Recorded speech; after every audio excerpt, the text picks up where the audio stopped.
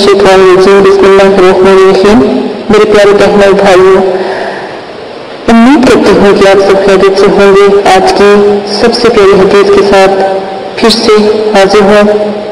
एक इरशाद नबवी सल्लल्लाहु अलैहि वसल्लम है, सूद के 70 जज़ाएं सबसे कम दर्जे के, जिसका गुनाह इस कदर बड़ा है जैसे आदमी अपनी माँ से ज़ना करे।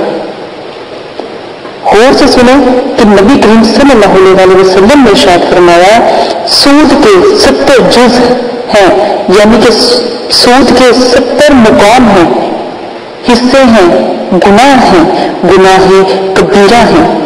सबसे कम दर्जा, सबसे आखिर वाला दर्जा, पहला पॉइंट बड़ा होता है, उसके बाद दूसरा, तीसरा, चौथा और फिर 70वां दर्जा कम दर्जे के जज़ा का गुनाह इस कदर बड़ा है जैसे अपनी माँ के साथ ज़ना करना। तो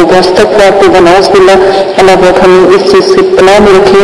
और लानत है सूद खाने वाले और सूद को हासिल करने वाले, लिखने वाले और उनको गवाहों पर जो सूद के वक़्त गवाह बनाए जाते हैं, लानत है। आप मेरे प्यारे बहनों भाइयों, कोशिश किया करो कि कोई ऐसा काम ना करो जिससे हमारे नबी पाक सल्लल्लाहु अलैहि वसल्लम को तकलीफ हो, उनकी जात को तकलीफ हो। आज मैं आपको इस चीज से बचने का एक अमल बताऊंगी। ख़वातीन खास कर करें, क्योंकि एक औरत के हाथ में पूरे खानदान की डोर होती है।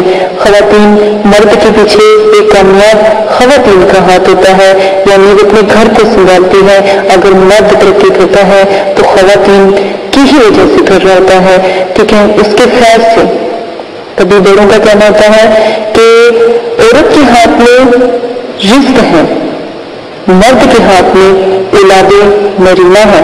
तो 7 मरतबा सूरह फातिहा पढ़कर, 7 मरतबा सूरह फातिहा पढ़कर जो भी काम आप शुरू करोगे, जैसा बेचे घर लेने का हो या कोई और भी काम हो, अल्हम्दुलिल्लाह अल्हम्दुलिल्लाह आप जरूर कामयाब होगे। एक दफा जरूर करके देखिएगा, इंशाल्लाह। जो भी जैसे ही आपको कोई मुश्किल पेश आती है, सूरह फातिहा 7 मरतबा पढ़ के अपने ऊपर दम करें, उस जगह पर दम करें जहां पर आपने जाना है, फूंक मार दें, इंशाल्लाह जरूर कामयाबी आपके कदम चुमेगी।